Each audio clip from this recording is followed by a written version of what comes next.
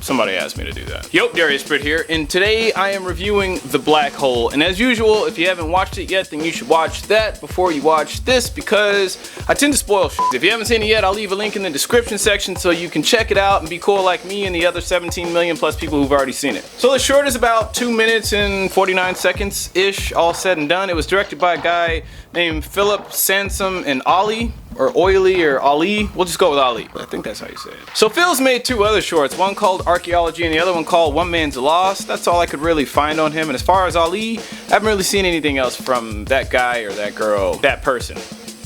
So the short film Black Hole, needless to say, was their biggest success. It's gone on to inspire many imitations, many parodies, many remakes, many tributes. That's usually the sign of any good short film, is when fans embrace it and then make additional content to honor it. So I think that says a lot about the merit of the film. Let's get into it. There's no Nipsey here. Now I'm gonna ask you one more time. Where's Nipsey? So the title, The Black Hole, very direct. I love it. It doesn't sound boring. It also happens to be exactly what the story is about, so that's cool too. The short synopsis: a sleep-deprived office worker accidentally discovers a black hole, and then after discovering said hole, greed gets the better of him. I didn't write that out. That was in the description section of the short. For all intents and purposes, we're gonna call the main protagonist guy of the story, we'll deem him Office Dude. That's his name for now. Let's talk plot structure. So this short has all of the classic plot structures to it. For the setup, we're introduced to the office dude and his unhappiness at life. Inciting incident, the printer spits out a black hole and the office dude quickly discovers what it's capable of. I never would have stuck my hand in that thing. You must be crazy. Rising action. Office dude begins robbing the place blind, gets everything that he wants, and then he sets his sights on something a little bigger. Climax. The office dude breaks into the boss's office, robs the safe, and then gets himself trapped inside. Resolution. The office dude is inside the safe. I mean, that's the resolution. He's still in the safe. Sucker! This is a pretty clear example of a goal-oriented story. The protagonist always has a clear goal of what he's trying to do throughout the story, so it makes it very easy for us as an audience to follow along. This film's a great example of a non-dialogue film for a few reasons. One, we're in a situation that doesn't require dialogue. The dude is in an office by himself, so already we're avoiding some of those weird pantomime type situations. 2, we can always get inside our protagonist's head through his eyeballs. We always know what he's thinking. When he looks at the vending machine, we already get what he wants out of there. And when he looks at the boss's office, we already get the idea that he's scheming on something inside. 3, everything that he wants is something tangible, as in something physical that you can touch or you can see. In layman's terms, it's something that you can point a camera at, which makes it filmic.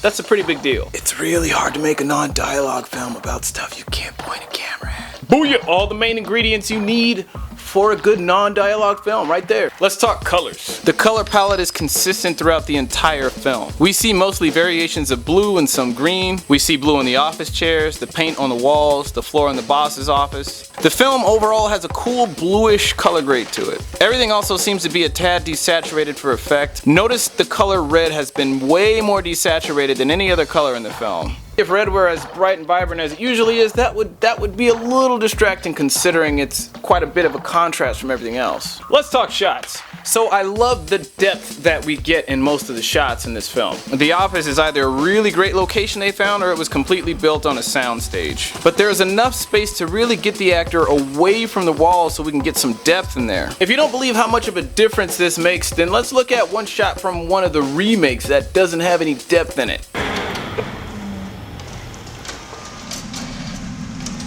See what I mean? Huge difference. One shot is way more dynamic and one is kind of flat.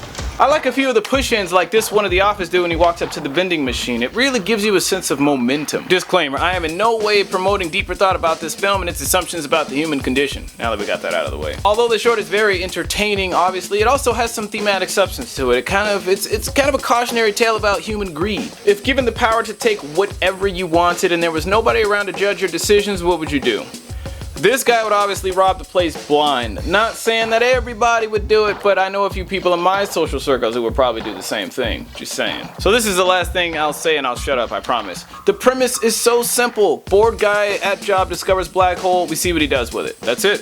The implications are big, but the premise is simple. As they say, some of the best shorts just explore something simple. Simplicity. I mean, most of you could have shot this. Anybody could have shot this. It doesn't take many resources to do. Whether you built it on a soundstage or whether you just found a location that actually has everything that you need. You just need one actor, one location, a really good script, and a fundamental knowledge of After Effects. So if you haven't seen the short yet, I highly recommend you check it out. It's really fun to watch, and there's lots to learn, now that I probably spoiled it already. Well, that's all I got for you. If you enjoyed what you saw, please like or subscribe. You can catch me on the social medias on Facebook, Instagram, Twitter.